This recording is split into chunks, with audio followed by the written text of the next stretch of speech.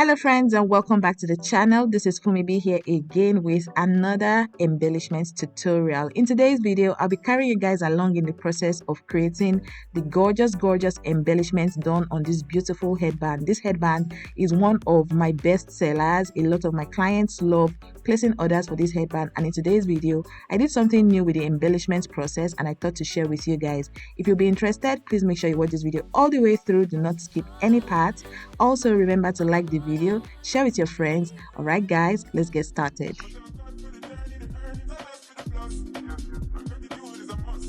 Hello friends and welcome back to another video. This video was very spontaneous. I got an order from one of my friends and sisters for a particular headpiece, and it's more of like a collaboration. So she makes dresses, and a lot of times when she posts her dresses, she's probably wearing one of my headpieces. So she posted on her page, and one of her clients ordered a dress that she had on, and she also wanted the entire look, which included my headpiece as well. So she called me yesterday to make a black headpiece, and that's exactly what I'm doing here. But I'm trying out a new embellishment style while making this client's headband. For those who are interested in how this entire piece was made, this is one of my best sellers since I started making this headpiece back in, I think the first time I made this design was in 2021 or 22, I'm not so sure. I've made at least 40, if not more. I'm just being, moderate when saying 40. I've made at least 40 of this headband for different customers, so it's one of my best sellers.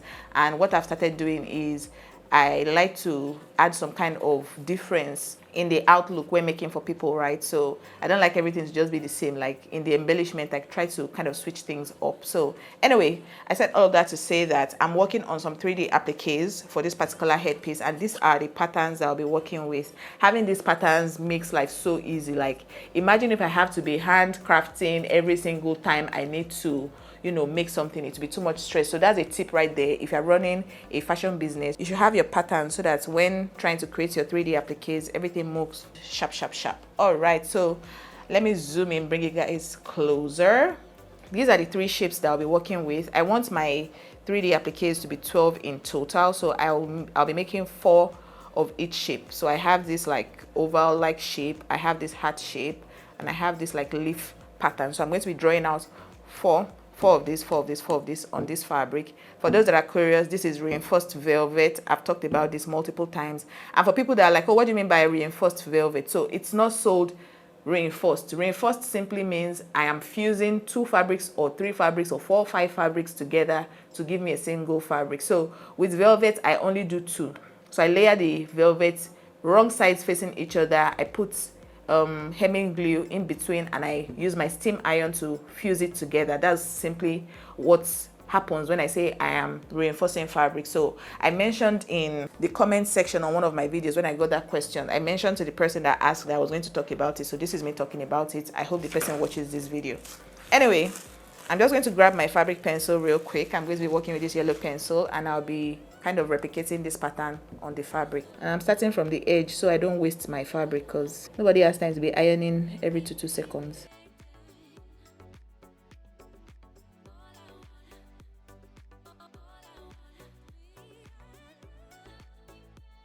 Alright guys, so now that I'm done creating this, I don't know if it's telling on camera, but I hope it does. I'm just going to cut it off this fabric real quick. First of all, start off by doing this, and always save this for another project. No wastage. Now my scissors is already getting blunt, so I'll have to buy another one. Right now it's feeling flimsy, so what I'm going to do is I'm going to still put some copper wire along the edge. I believe a lot of us already know how this goes, so I'm just going to put copper wire on the edge and then move on with life.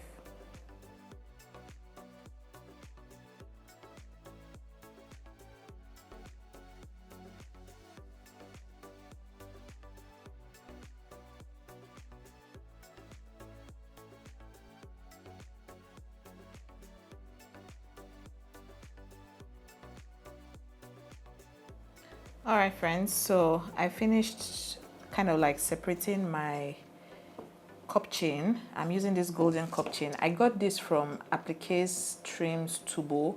I've talked about her multiple times. For those that are new here, everything I use on the channel, I've shared the vendors and where I bought them from. I have a particular video where I talked extensively about my vendors, where I shop from and all of that. Please go check out that video. I'll try my best to link the video on the screen. But this particular cup chain, the golden one I just showed us, I got it off of Instagram from a Port Harcourt sewing accessories vendor. Her name is Appliqués Trims Tubo. She's on Instagram. I'll also try and type her name on the screen, so if you want to go search for her, if you are based in Port Harcourt as well. So as usual, I cut out the quantity of trimming that I need, or cup chain, and now I'm applying my fabric glue. The glue of choice today is B7000 for those that like to see everything. You can use your E7000, B6000, E8000, any of these types of glue. These types of glue, they come in different number combinations, so anyone you have should do. I don't know about using hot glue for this because I'm just using this cup chain to seal the edge of my fabric. If you find that hot glue works for you, please do whatever works for you, but this is what works for me. Alright, so I'm just going to apply this, and as you guys can see as well, I have copper wire going on in there. I use the 0.50 millimeters copper wire. This is it right here in gold, to basically just, I attached it to the edge of my fabric as well, or my pattern. And the work of this is just to give the fabric structure.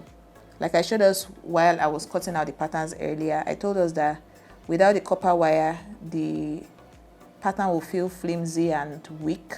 But once you add copper wire to it, it will give it structure and just make it stand well. I can now basically start to play around with the placement. You can move it around. Anyway, what I'm going to do now is I'm going to just apply the cup chain all over the remaining. I've applied on a bunch of them, but I have 2 left, so I'll just apply the cup chain to these leftovers, the 2 that I have left, and then we'll move on to the next stage in this video.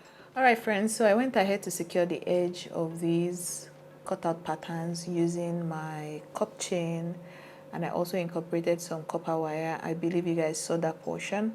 What I've done so far is I've gone ahead to bead on the fabrics. I've done this beading on different tutorials, different headpiece tutorials, but I still have 2 patterns here that I'll just walk you guys through the process. I'll share a montage of me beading this just for people that just like to see me do stuff. But these are the patterns that I've done so far: the heart-shaped one, the leaf-like one, and then this like oval situation that we have here. This is what we have.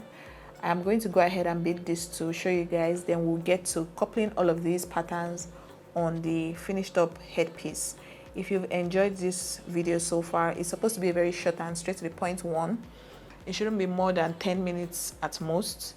Please like the video, subscribe to this channel if you're yet to subscribe. I share videos relating to beading, sewing, millinery. I just like stuff like this. I like to do things with my hands, and I like to share those videos of me making those things on here on YouTube. So please follow me by subscribing and liking my video. That's your way of supporting me. And if you feel like giving to everything that I do here, please feel free to use the super thanks button on your screen. It's the button that says thanks, I believe, at the bottom. So yeah, please feel free to use that if you want to. It's not by force. All right, let me start beading. Please pay attention. If you have questions, feel free to ask. If you don't, just drop me a nice comment in the comment section. All right guys, let's get beading.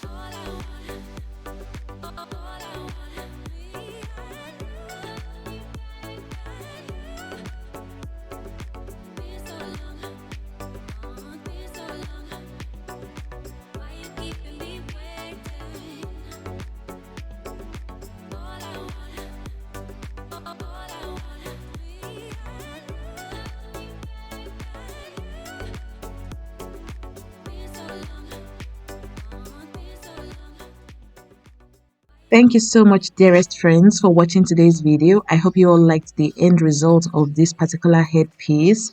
I personally really loved it and I enjoyed making it as well and filming for you guys. If you enjoyed watching, please make sure to like this video. Feel free to drop me a comment in the comment section with your questions or feedback or your thoughts about this headpiece. Like the video if you are yet to like. Please like the video. And don't forget to subscribe as well if for any reason you're not yet subscribed. And yeah, guys, I can't wait to see you in another tutorial very soon. Bye bye.